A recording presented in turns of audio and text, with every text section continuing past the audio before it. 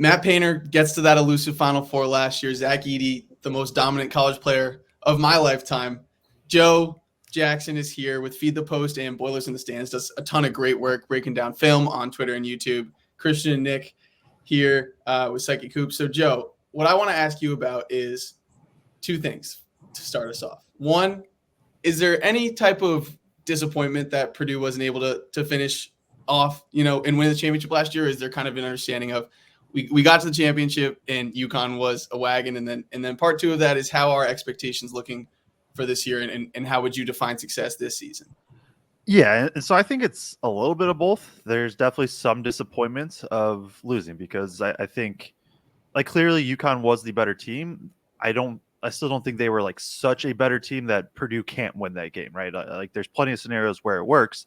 Obviously, UConn's better, and so there's some, you understand that, but just like how much that Elite Eight win and making the Final Four meant. Like, I was there covering live in person, and you could just tell. I mean, it was in Detroit. It was like probably 80-20 Purdue fans for a full stadium, 20,000 or whatever. And you could just see like how much that meant to all the fans, to the team. I mean, there's the clip of Edey running and going to hug Matt Painter immediately after the game. And so to say that, like, there isn't still some joy would definitely be false, because there definitely is. And just getting that Final Four monkey off the back, that opens up not only for this season, but for future seasons. Like, there are definitely some thoughts of like, why can't they go back? And I think expectations this year is to be competitive in the Big Ten, be, somewhere in that top four, depending on who you ask, right? Some are going to have them number one and think they should win it. Others maybe have them 3-4.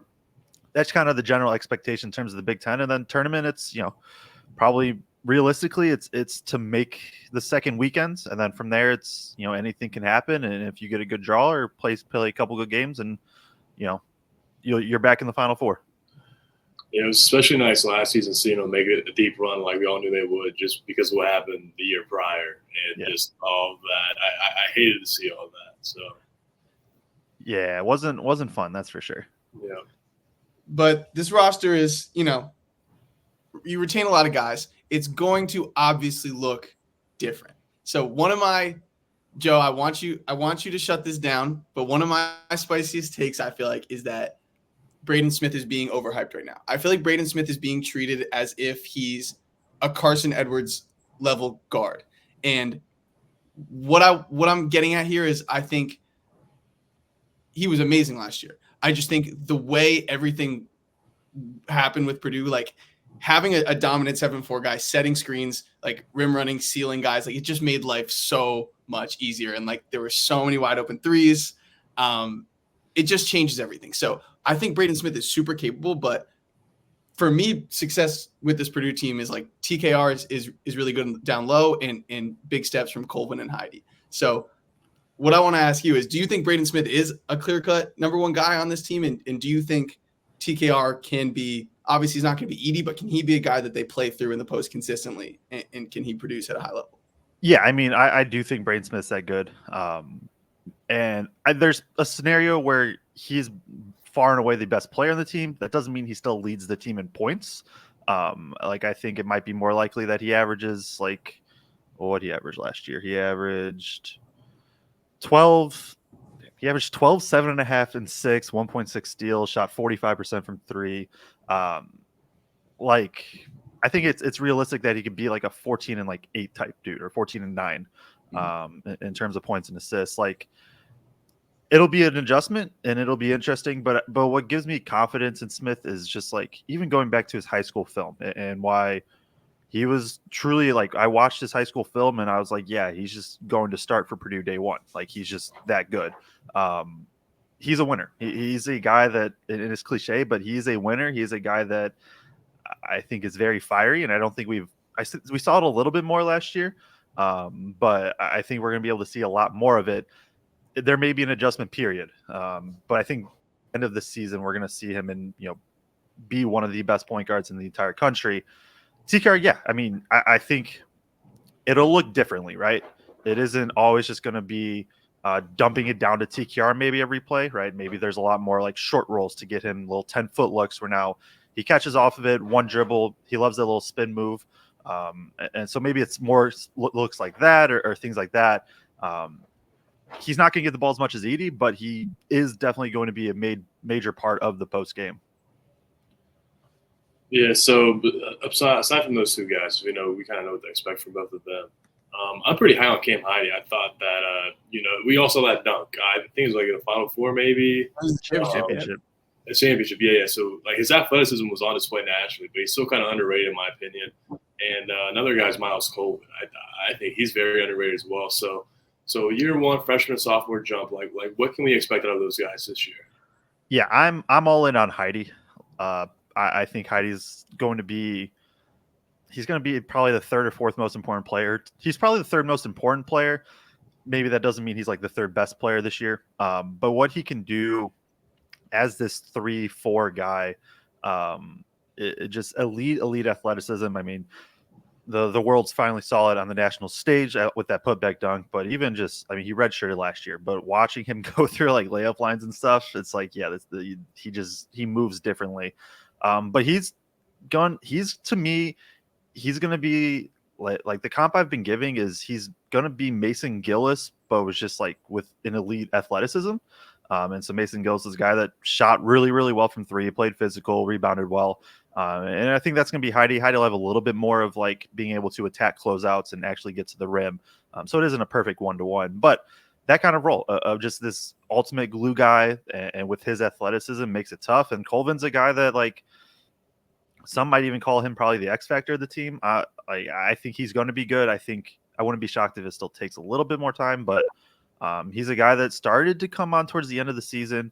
And the big thing with him is going to be defense. And specifically with kind of the lineup Purdue might run, he's got to be, if he isn't a lockdown perimeter defender, he has to be a good perimeter defender. And that was a big reason why he didn't get a ton of minutes last season, was just a step late defensively. And it happens. It's a normal thing for freshmen. But that'll be interesting to monitor by me. Yeah. Another guy, elite athleticism, elite shooter. Can he create a little off the dribble if needed? He's never going to be running pick and roll, but like attack closeouts, 2-dribble pull up. If he can add that, that'll be big for his game too. And maybe he does become a guy that Purdue can rely on to score.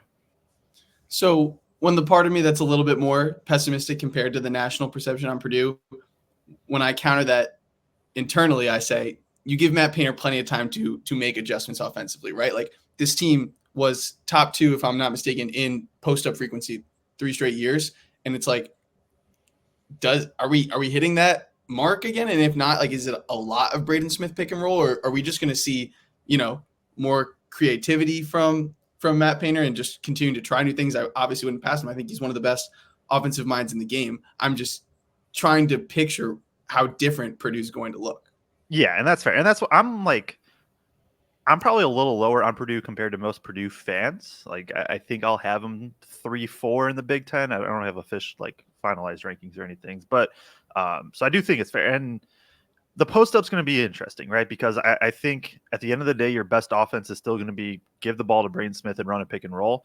And I would expect a lot more of that. I mean, you saw for Purdue, like the jump in pick and roll frequency was a huge jump. They went from 8th percentile to like 41st or something like that last year. Painter has said he doesn't like pick and rolls, but I think these past couple of years, especially, he's just like, I think one knock on him at times was he could be stubborn, and he was just going to do his things his way. Now he's Matt Painter, and his ways are usually pretty good, so it still worked out a lot. But you saw last year him just being like, no, I have this elite point guard, like I need to run pick and roll, and so I would assume, honestly, the pick and roll usage and post up usage to probably even out a bit. So post up drop, pick and roll jump. There's also going to be more deliberate actions for guys like Fletcher Lawyer. And if Miles Colvin shows ability to create 1-dribble pull-ups, like they're not the exact same player, but like looking at how Ryan Klein was used about 5 years ago, big guy that, or not a big guy, but like a guy that was big coming off of handoffs, getting to 1 dribbles. Now he shot a ton of threes, and Lawyer maybe has a little bit more mid-range ability, but things like that, where it's just going to be, we're going to get our shooters the ball in different actions. And this year there's, it could very well be Braden Smith, 3 shooters in TKR out there.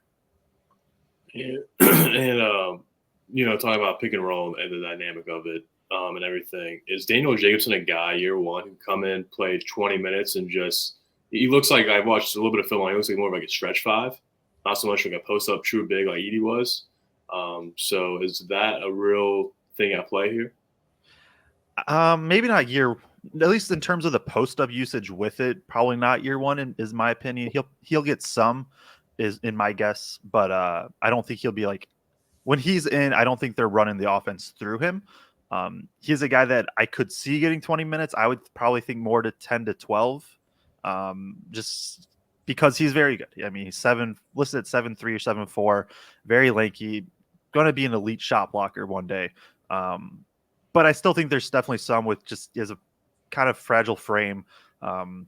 He's going to take time just to put on some muscle, develop into his body. And so once that happens, he, the sky is the limit kind of with him, especially defensively. He feels like Kalkbrenner from Creighton. Like that's who he feels like to me, of like just this massive 7-foot plus dude that's able to just be an elite rim protector.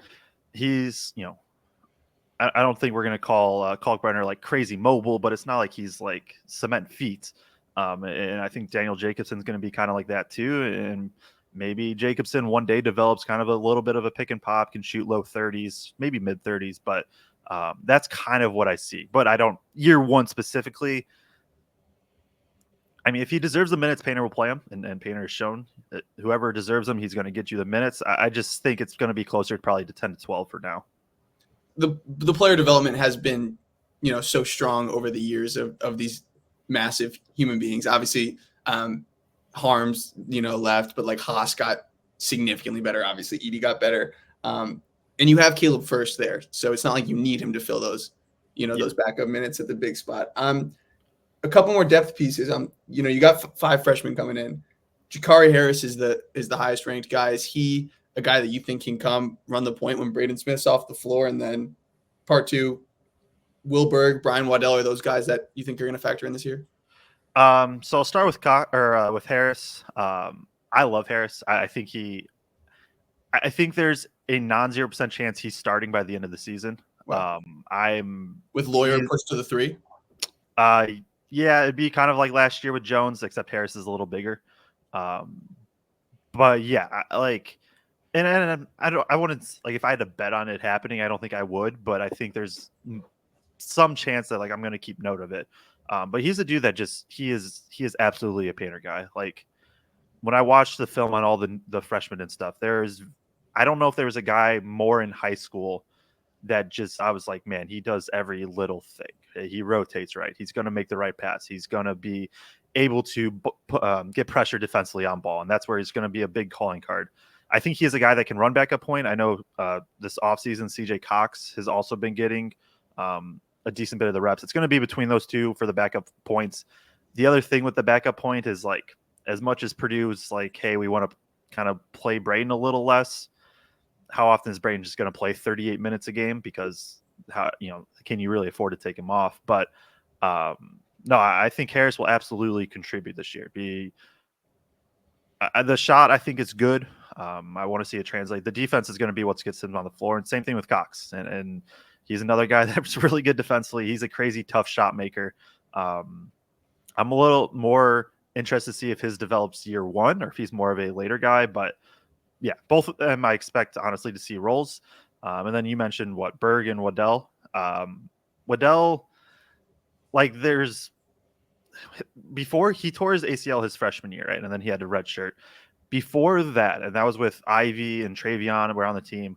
The NBA scouts came like preseason or whatever just to watch like Ivy and Travion. And there was guys walking away saying, who is Brian Waddell? Unfortunately, he tore his ACL. He's never been able to get there. So there's like, in the back of my mind, there's always that upside that like they talked about way back when, but he's probably not going to contribute. Some of it's going to be a numbers game too with Colvin, Heidi, Harris, Fletcher. Like there's just a lot of guys that kind of can play the same position. Berg is a guy that should get minutes. He's going to be an interesting case study because he was really, really good in garbage time minutes. He never really played any meaningful minutes because he was backing up this guy named Zach Edey. but like he's looked good in those minutes, and how does it translate? There's this scenario where he's playing the most minutes at the 5 for this year, but it's going to be, especially at first, I think kind of this hodgepodge of like you get like 15 to 20 minutes of TQ at the 5, you get 10 to 15 and of Berg at the 5 and Jacobson at the 5, and first maybe gets a few minutes there, and by the end of the season it'll be cut down. But right now it's kind of anybody's guess who you think is going to get those minutes. Well, I went back yesterday and rewatched some parts of some of the tournament games. Like I went back and watched part of the Gonzaga game and part of the NC State game, and like back to what I said about Braden Smith earlier, the gravity of Zach Edey just like can't. It's so hard to.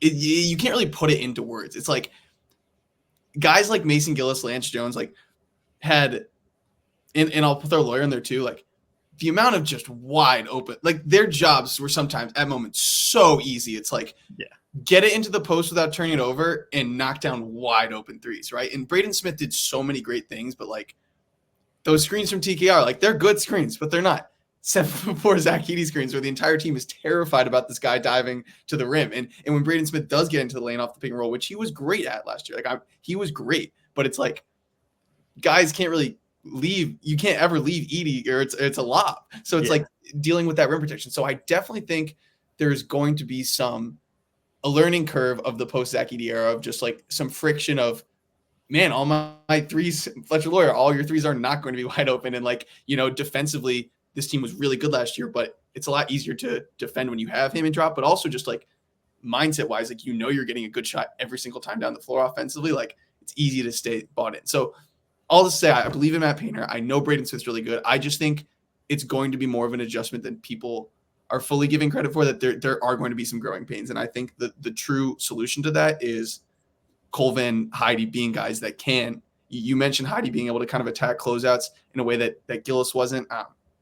That's just what comes to mind, because Colvin looked great at times, but sometimes I'm like you mentioned like that kind of that one dribble pull off action. It's like you didn't need that last year, like ever. Yeah. It's like you really didn't need to take shots like that ever, but like this year you will.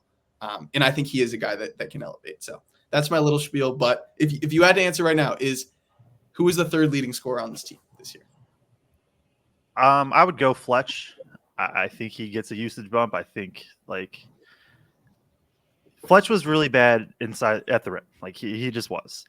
Fletcher Lawyer also in Big Ten play led the conference in 3-point shooting. He was a 44% 3-point shooter on the year, top 40 per KenPom. Number one in conference play, 48.5%. Like I understand, I know his looks are going to be a little bit different. He shot 50% on catch and shoot threes, 52 attempts. So I know smallish sample size, but still he has the ability to be this super tough shot maker.